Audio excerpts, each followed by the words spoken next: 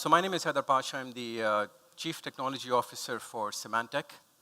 I've been with Symantec for about 4 years. Prior to Symantec, I worked at Cisco for about 15 years, covering various roles within the organization. I just want to say, I think the sessions this morning were actually very strong, both from the panel as well as obviously the presenters as well. I want to switch gears a little bit, if I may, and talk a little bit around innovation within the cybersecurity industry.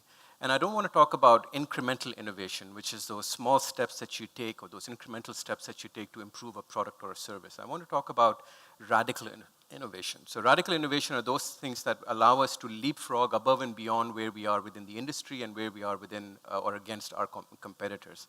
Now, we've all seen various types of innovation in the last half a decade even. Everything from the way we work, the way we live, the way we play, the way we learn, all of those things have completely transformed for us as human beings on this planet. Specifically, one of the key areas of interest that a lot of organizations have today is around IoT. But one of the key challenges we have with IoT is the sheer volume of data that they're generating. All of these devices that we're talking about, and with all of the industries that are essentially racing to digitize. Obviously, finance is not the only one. You guys were probably, in my opinion, one of the first movers within this particular segment, but there are obviously a lot of other industries that are also moving in this segment. Everything from healthcare, we've obviously heard about smart cities, and we continuously hear about automation and IoT playing a big role there as well. So what I'd like to do is I'd like to take a couple of minutes, if I may, before we start talking about threat intelligence, and I'd like to ask a simple question. What could we become if we radically innovate, right? From a cybersecurity perspective, obviously there's some interesting use cases that I'll walk you through. But before I do that, I want to take an example of an organization that has nothing to do with cybersecurity. It has nothing to do with what we're going to be talking about, what we have been talking about this morning. It's an interesting organization. It's called Foldit. And what they basically did was they created an online gaming platform roughly about 4 to 5 years ago. And for those of you that haven't played it, I want to pre-warn you, this could be a self-inflicted denial of weekend attack. But the way this game works is it's based on the rules of biology across a concept known as protein folding. Now, I'm not a biologist. I don't know anything around medicine. But what I like to do is when I go online over a weekend, typically go in and play against my friends, make some points across some puzzles that I'm essentially solving. Anyone remember Tetris? This was an old game. They think of this as a 3D model of Tetris. And you're essentially given certain problems that you're solving for, and the majority of the people, and this is what's really amazing about this game, majority of the people that play this game have absolutely no clue about medicine. But what they're actually doing is they're solving some very complex problems. And those complex problems are then aggregated. So these individuals, the creativity that they're spending, the hours of work that they're spending on playing a game that they like, and they're competing against friends with, all of their problems that are being solved are actually aggregated together and essentially are being presented back to some extremely reputable organizations and journals in helping fighting Ebola, in helping fighting cancer, and a couple of other medical issues that are going on. This is the power of individuals working in silos, but when you aggregate the amount of work that they're doing and we're actually putting it together, they're solving for a much greater problem. How can analytics transform security using the same method? And I want to start by using a couple of use cases. The most interesting one, as I said, is IoT. But when we think about IoT security today, it's generally in the negative. Did you hear about that car that got hacked? Did you hear about the security camera that got turned into a botnet that generated a distributed denial of service attack, which is probably the largest that we've ever seen recently? All of these are types of questions I typically get from people. The majority of the energy around IoT is specifically focused on the negative, or specifically around hacking. What if every IoT device had a device fact, something similar to what you see on the back of a Kellogg's cornflakes box, a nutritional fact? So what if every device could, via a handshake or via a physical medium, we were able to tell you the pattern of that particular device? what would be some of the things you'd be interested in learning around that IoT device? Now, again, the reason why the finance industry is so interested in IoT is because you were doing IoT before we called it IoT. You had solutions in the form of ATM machines, in the form of chips that are essentially on my credit cards and my debit cards that are essentially transmitting some form of information. That's IoT for me.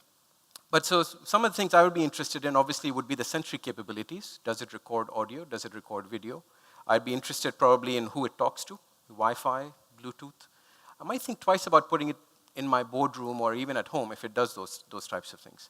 But what's most important is I probably want to know first and foremost the security capability of that device itself. Who has vetted this device? Not just a standards body that Harshal talked about earlier, which we can debate back and forth around the effectiveness of. But specifically, what is the key things that this device behaves as? If I were to give you a behavioral graph of each device, or type of device, and tell you, look, this is generally how it behaves, but if you see a change, which is the stuff in yellow, then you need to take action. That would be incredible knowledge that you can apply and actually take action against. And that's one of the areas that we're innovating against within the industry. Incident response is another interesting use case. So again, generally when we talk about IR, it's always about the historical aspect. Something has happened. And the majority of the time we talk around incident response, we talk about forensics and analysis. That's generally where the discussion goes into. But we take that Mirai botnet example I gave a little bit earlier with the security cameras and a couple of other devices that were compromised. What if we could actually understand which one of the devices are vulnerable today based on something as simple as their default username and password and the fact that they're IP addressable? Just the identification of knowing that something is vulnerable today allows us to take an instant response action in real time.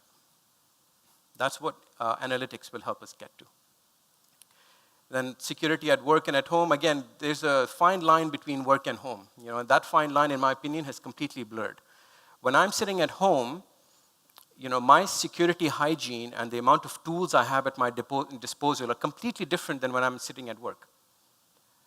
Security for us as Symantec and a lot of the industry leaders with the cybersecurity industry specifically want to focus on security much like how you would view healthcare. My health insurance plan follows me around whether I'm at work or whether I'm at home.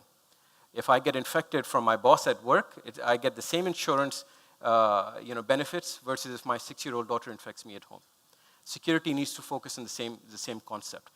Because let's face it, and we talked about governance a little bit earlier, the moment you start adding more people, regardless of all the security awareness programs that you've done, the moment you start adding more people in your organization, you're actually increasing the risk to your organization. Because these are more people that will be susceptible to a social engineering attack. These are more people that will most likely go to a website that's probably has some sort of malware that they'll be eventually downloading. But we think about the fold-it example. What if we took each individual, and regardless of whether they know cybersecurity or not, but we took each individual and had them focus on just the piece of information that they're good at, which is their own data. So if I'm sitting at home and I get a message on my phone that says, hey, it looks like you're encrypting your backup storage, I'm not doing that. I'm watching the latest episode of Game of Thrones.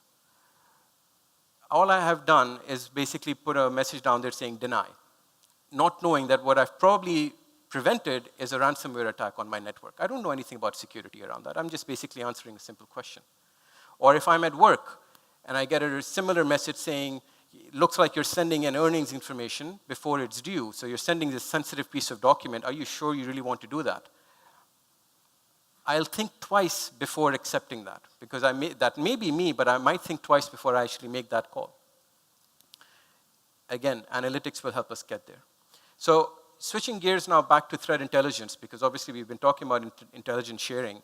I want to share some ideas around what Symantec has been doing. Again, this is just to give you some thought leadership and material in terms of an area that we're very well focused on, which is advanced intelligence and machine learning. But before we do any of that, one of the key messages I always bring to our customers and our partners is to talk about building a collaborative threat intelligence framework. Until you have that framework, until you understand what your critical capabilities are, doing a lot of the things that, in fact, John talked about. I'm almost visualizing most of the key points that he talked about in the panel session earlier. Building a proper data classification exercise, understanding what your risk is, understanding what the incident response process will be that you're going to be following. Focusing on your analysts or your security team. Have a career development program for them. Majority of the people that I've seen that are successful in building a proper analyst program, by the way, are those organizations that hire from outside of the security industry. These are psychologists sometimes that are sitting in a SOC who are answering a behavioral question. They're not looking at the log, they're looking at the behavior of the user, and that's a completely different way of solving for those problems. So that diversity of the analyst is important, establishing the sources, which we'll talk about in the next slide. And then, of course, operationalizing that intelligence, using whatever means you have by probably looking at it from a proactive perspective versus responding to fire drills. So establishing those sources. Now, again, this is the key point that I want to make here. Yes, as Symantec, I'd love to tell you about, the solutions that we have, but that's really not the point. The point is for you to really look at a holistic approach to your telemetry data. So you've got internal sources, your crowds, obviously, crowdsourcing is important. The security awareness programs are important. Your industry sources, we talked about the FS-ISAC earlier. Having an ability, sometimes even a one-on-one relationship with somebody in the industry that knows about threat intelligence a lot better than some major organizations is always helpful as well. Looking at government sources like law enforcement and the AE cert, obviously locally here in the UAE. And then you look at those open and commercial sources. Then you start considering those vendors. Once you've done your basics right and gotten your critical capabilities done and you focused on your analyst, then this is where you properly establish the right sources and the right data to bring in. Because let's face it, at the end of the day, all I want to do is I want to be able to give you an indicator of compromise, that IOC that we all talk about in the threat intelligence community. I want to give you that IOC so that you have a platform to go to where you run it through the right level of big data searches to understand what is the attacker like, what are the tactics that he or she is using or the group is using, what is driving them to run the attack that they're actually running at this stage, and then you build the protection strategies accordingly. That's an effective threat intelligence framework that works for you, that allows you to use things like IOCs to actually run a proper actionable security intelligence program. So why did I bring up AI earlier? Well, this is a process that we use. And again, this is not a product from Symantec at all. It's part of our research labs group as part of the CTO office. And one of the things that our team does is it focuses on the critical problem, the level 1 analyst in a security operations center. This person was essentially staring at a screen all day, looks at red logs, and then prioritizes them based on what they're looking at, which is obviously not the right way of doing things. But the key challenge today with most security information event monitoring tools, or SIMs, is that they generate a lot of log data that you're essentially sifting through. So what Symantec's been doing as part of our research lab is we built an AI system, or a machine learning mechanism, where we taught a robot how to sift through what a level 1 analyst typically does in the SOC. What are the key processes that you follow? What are the key logs that we look at? And then we added AI on top of this machine learning mechanism where if A and B typically happen and C is somewhere near A and B, then we'll suspect C in the future. And we'll actually associate C with a negative event as well, even though that might be a completely random event that might be happening. So that when we see C happening in the future, we'll go back to A and B as well. And that's a form of AI intelligence that we've been leveraging, and we do that internally within Symantec. Again, it's not a product, but it's a part of an AI system that we've built. And that allows us to predict future risks. So we're actually tracking every single user in the Symantec network, our own employees, and we're able to then look at all of the threat data that they're doing based on the behavior that they've been exhibiting. And our AI system basically goes back and says, in the future, this individual who just moved from HR to finance could potentially have a risk based on this file that you've just shared with him or her. And we're able to make that call. So finally, again, the SOC architecture is very important because we're talking about intelligence in this forum, and it would behoove me to not mention the fact that intelligence drives a SOC. But an effective intelligence program is built on top of a proper management of the processes across your team. So it's a mix of taking all that intelligence through, running it through the security analytics, building that cyber fusion cell, so that then your threat detection team is able to build all of those processes and is able to take all of the log data and make sense of it. They integrate with the threat prevention team that takes action in terms of the logs and making sure that that information is also correlated with the incident response. And then obviously having some form of security simulation for your analysts such that whatever they learn as these new attacks happen, that intelligence is shared right back in the loop down to your fusion cell or your intelligence, cyber intelligence cell. That's the value of having integration, and that is the value of having intelligence being properly integrated across your SOC. That is the whole reason why we're doing this. So from our perspective, again, whether you're coming from a risk background or a risk and GRC background, or whether you're coming from a data protection background, Symantec obviously is relevant across each one of those functions. Again, we have solutions that work. We partner with a lot of vendors, and we have open APIs that obviously focus on each one of those. So in closing, I just want to kind of go back to that radical innovation pitch, right? This is an interesting concept that's been running in the market for some time. We have different use cases that we're using, obviously within Symantec as well as externally with our clients. And we have to continuously think about making not incremental steps, but those radical changes in the future. Analytics, obviously, we help drive us there, and I talked about the collaborative aspect. And again, that integration of intelligence, as you build your security operations centers or you optimize your security operations centers, ask yourself how effectively you're using your threat intelligence to really make sense of what's going on. And do it based on top of an integrated cyber defense platform. Thank you very much.